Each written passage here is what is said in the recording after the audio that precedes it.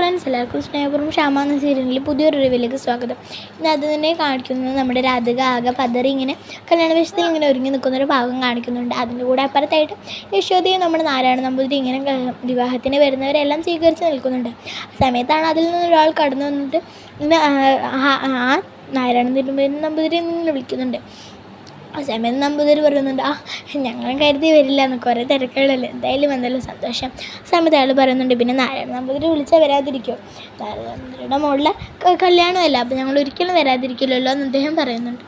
അത് പ്രിയങ്കയെ അന്വേഷിച്ച് റൂമിലേക്ക് വരുന്നുണ്ട്. മോളെ വാതിൽ തുറക്ക്, സമയമായിട്ടില്ല, എന്നാലും സമയമാവാറേ എന്നൊക്കെ പറഞ്ഞ് മോളെ വാതിൽ തുറക്ക് എന്ന് പറഞ്ഞുകൊണ്ട് യശോദ വാതിൽ തട്ടുന്നുണ്ട്.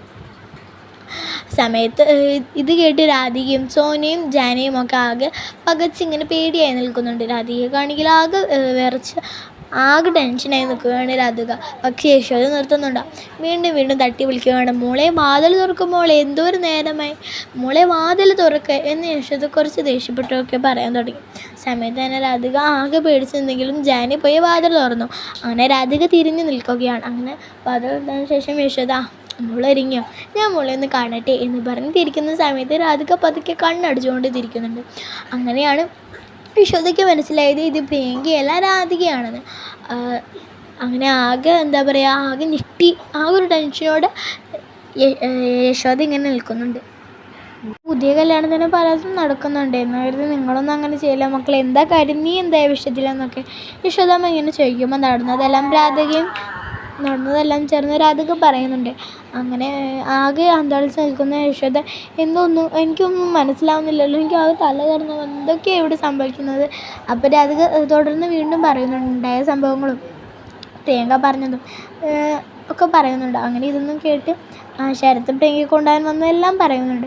സമയത്ത് യശോദക്ക് ഇതൊന്നും വിശ്വാസമാകാത്ത സമയത്ത് രാധിക പറയുന്നുണ്ട്, അന്ന് സോനയോടും ജാനിയോടും ചോദിച്ചു നോക്കുമായിരുന്നു.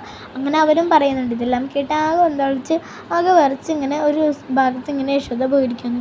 അതിനുശേഷം മുത്തശ്ശി എന്നിട്ട് നന്ദൂട്ടനോട് ചോദിക്കുന്നുണ്ട്, നിൻ്റെ രാധിക ചേച്ചി എനിക്കറിയില്ല, പെടിഞ്ഞു ഒരുക്കി കൊടുക്കാൻ പറ്റും, അവൾ ഇതെവിടെ പോയെന്ന് പറഞ്ഞ് മുത്തശ്ശി പോകുന്നുണ്ട്. ആ സമയത്ത് നന്ദൂട്ടൻ മനസ്സിൽ കരുതുന്നുണ്ട്, പെണ്ണ് തന്നെയാണ് രാധിക ചേച്ചി, കുറച്ച് നേരം കഴിയുമ്പോൾ എല്ലാവർക്കും അത് മനസ്സിലായിക്കോളും, നിങ്ങൾ വായെന്ന് പറഞ്ഞ് നന്ദൂട്ടൻ കളിക്കാൻ പോകുന്നൊരു ഭാഗമാണ് കാണിക്കുന്നത്. അതിനുശേഷം മുത്തശ്ശി അകത്തേക്ക് പോകുന്നുണ്ട്. ആ സമയത്താണ് യശോദ ഇങ്ങനെ കരഞ്ഞു നിൽക്കുന്നത് കാണുക. എന്താ യശോദേ, പെണ്ണ് വട്ടവട്ടത്തിലേക്ക് പോയില്ല, അപ്പോഴത്തേക്കും തുടങ്ങിയോ, മോളിങ്ങ വന്നേ എന്ന് പറഞ്ഞ് കൈ പിടിക്കുന്നുണ്ട്. അപ്പോഴത്തേക്കും രാധിക തിരിഞ്ഞു നിൽക്കുന്നുണ്ട് കേട്ടോ. അങ്ങനെ വിളിച്ചുകൊണ്ട് പോകുന്ന സമയത്താണ് രാധിക മുഖം തിരിക്കുന്നത്. അങ്ങനെ ഇത് കണ്ട് ഞെട്ടി നിൽക്കുന്നുണ്ട് നമ്മുടെ മുത്തശ്ശി. അതിനുശേഷം യശോദയോട് ചോദിക്കുന്നുണ്ട്, എന്തൊക്കെയാണ് യശോദ ഇത്, എന്തൊക്കെയാണ് കാണിച്ചിരിക്കുന്നത്, അങ്ങനെ ഇങ്ങനെയെന്നൊക്കെ പറഞ്ഞ് കുറേ ചീത്ത പറയുന്നുണ്ട്. നിൻ്റെ ഈ സന്താനം തന്നെയാണോ നീ ഒരുക്കിയിരിക്കുന്നത്, എവിടെ പോയി അവൾ ഒളിപ്പിച്ചത്, നിൻ്റെ വേഷം കിട്ടൊന്നും എൻ്റെ അടുത്ത് എടുക്കേണ്ട കേട്ടോ യശോദ എന്നൊക്കെ ഇങ്ങനെ പറഞ്ഞുകൊണ്ട് രാധികയെ കുറേ വഴക്ക് പറഞ്ഞ് രാധിക തല്ലാൻ പോകുന്ന സമയത്ത് യശോദമ്മ കൈ പിടിക്കുന്നുണ്ടോ, കാര്യം അറിയാതാമോ ഒന്നും പറയരുതെന്ന് പറഞ്ഞ് കാര്യമെല്ലാം പറയുന്നുണ്ട്. ഇതെല്ലാം കേട്ട് മുത്തശ്ശി കന്നാളിച്ച് ഇങ്ങനെ നിൽക്കുന്നുണ്ട്. ഇവരാരും വിളിച്ചിട്ട് ഫോൺ എടുക്കുന്നില്ല എന്ന് യശോദമ്മ പറയുമ്പോൾ മുത്തശ്ശി പറയുന്നുണ്ട്, എന്നാൽ ശരി, അവളെ വിളിച്ച് എനിക്ക് ഞാൻ അവളോട് കാര്യം പറഞ്ഞു തരാമെന്ന് പറയുന്നുണ്ട്. അങ്ങനെ സോനയുടെ ഫോണിൽ നിന്ന് പ്രിയങ്കയെ വിളിക്കുന്നുണ്ട്. പ്രിയങ്ക ഫോൺ എടുത്തതിന് ശേഷം, എന്താ സോന, നീ കുറേ നേരമായല്ലോ വിളിക്കുന്നത് എന്നിങ്ങനെ ചോദിക്കും. മുത്തശ്ശി പറയുന്നുണ്ട്, സോനയല്ല, ഞാൻ മുത്തശ്ശിയാണ്. എന്നിട്ട് മുത്തശ്ശി പറയുന്നുണ്ട്, മര്യാദക്ക് നീ ഇങ്ങോട്ട് വന്നോ, ഇവിടെ മുഹൂർത്തമാവാറായി, പ്രിയങ്ക 5 മിനിറ്റിനുള്ളിൽ കളിക്കാതെ നീ ഇങ്ങോട്ട് വാ എന്നൊക്കെ ഇങ്ങനെ മുത്തശ്ശി പറയുന്നുണ്ട്. അപ്പോൾ പ്രിയങ്ക പറയുന്നുണ്ട്, സോറി മുത്തശ്ശി, തൽക്കാലം എനിക്കിപ്പോൾ ഇതിന് പറ്റില്ല, എനിക്ക് ഇവിടുന്ന് വരാൻ കഴിയില്ല എന്ന് പറഞ്ഞുകൊണ്ട് പ്രിയങ്ക ഫോൺ വെക്കുന്നുണ്ട്. അപ്പോൾ മുത്തശ്ശി, എന്തൊക്കെയാണ് നീ പറയുന്നത് നിങ്ങൾ ചോദിക്കുന്നത്. മുമ്പ് പ്രിയങ്ക ഫോൺ കട്ട് ചെയ്തിരുന്നു. അങ്ങനെ മുത്തശ്ശി, ഇനിയിപ്പോൾ എന്താ ചെയ്യേണ്ട ഭഗവാനെന്ന് ചോദിക്കുന്നുണ്ട്. അങ്ങനെ എല്ലാവരും ആകെ അന്താളിച്ച് ഇങ്ങനെ നിൽക്കുന്നൊരു ഭാഗമാണ് കാണിക്കുന്നത്. അതിനുശേഷം പിന്നെ കാണിക്കുന്നത് അവിടെ പൂജകളൊക്കെ നടക്കുന്നുണ്ട്. അതിനുശേഷം പറയുന്നുണ്ട്, ഇനിയിപ്പോൾ എന്താ തടസ്സമുള്ളത്, പെൺകുട്ടിയെ അങ്ങ് വിളിച്ചോളൂ, ഇനിയിപ്പോൾ പെൺകുട്ടിയെ വിളിക്കാൻ അത്ര തടസ്സമൊന്നുമില്ലെന്ന് നമ്മുടെ നാരായണ നമ്പൂതിരി പറയുന്നുണ്ട്. എന്നാൽ പിന്നെ അങ്ങ് വിളിച്ചോളാം. നന്ദൂട്ട എല്ലാവരും സ്വീകരിക്കാൻ നിൽക്കുന്നു പറഞ്ഞ് കുറേ നേരം അങ്ങോട്ട് ചെന്ന് വാതിൽ മുട്ടുന്നുണ്ട്. എന്താ ചെയ്യേണ്ടതെന്ന് അറിയാതെ എല്ലാവരും ആകെ ഞെട്ടി നിൽക്കുന്നുണ്ട്.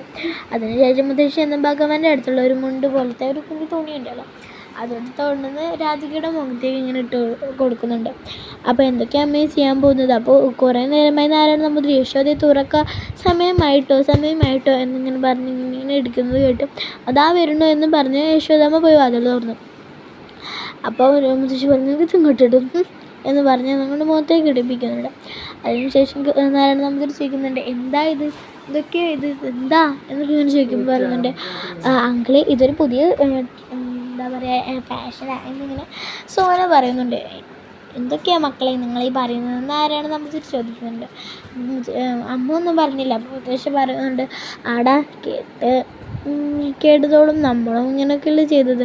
മണവാട്ടിയുടെ മുഖം മണവളം മാത്രം കാണുക അതല്ലേ ഉത്തമം എന്നൊക്കെ ഇങ്ങനെ പറഞ്ഞു. അപ്പോൾ എന്താ വെച്ചാൽ കേട്ടോ അല്ല നമ്മൾ കണിമംഗാരോട് എന്താ പറയുക, ഇത് നമ്മുടെ ആചാരമാണെന്നൊക്കെ പറയുക അത്ര തന്നെ, ആചാരമൊക്കെ നമ്മളും കേട്ടില്ലേ എന്ന രീതിയിലൊക്കെ മുത്തശ്ശി പറയുന്നുണ്ട്. എന്നിട്ട് നമ്മൾ പറയുന്നുണ്ട് എന്നാൽ ശരി നടക്കും മോളെ എന്ന് പറഞ്ഞ പാവം രാധികയുടെ കൈ പിടിച്ചുകൊണ്ട് നാരായണ നമ്പൂതിരിയകത്തേക്ക് അങ്ങോട്ട് മണ്ഡപത്തിലേക്ക് പോകുന്നുണ്ട്. അങ്ങനെ കുട്ടികളെല്ലാം ചേർന്ന് അനയിച്ചുകൊണ്ട് അങ്ങോട്ട് എന്താ പറയുക മണ്ഡപത്തിലേക്ക് കൊണ്ടുപോകുന്നുണ്ട്. അപ്പോൾ ആൾക്കാരൊക്കെ ഇങ്ങനെ നോക്കുന്നുണ്ട്. പക്ഷേ രാധികയുടെ മുഖത്ത് തുണിയിട്ടിരിക്കുകയുണ്ടല്ലോ. അങ്ങനെ ഈ ഒരു ഭാഗത്തിലാണ് സ്നേഹപൂർവ്വം ക്ഷാമ എന്ന സീരിയലിൽ പുതിയൊരു റിവ്യൂടെ അവസാനിക്കുന്നത്. ഇഷ്ടപ്പെട്ടാൽ ചെയ്യേണ്ടതൊക്കെ ചെയ്യാൻ നിങ്ങളുടെ അഭിപ്രായം മറക്കാതെ കമൻറ്റ് ചെയ്യുക. Thank you.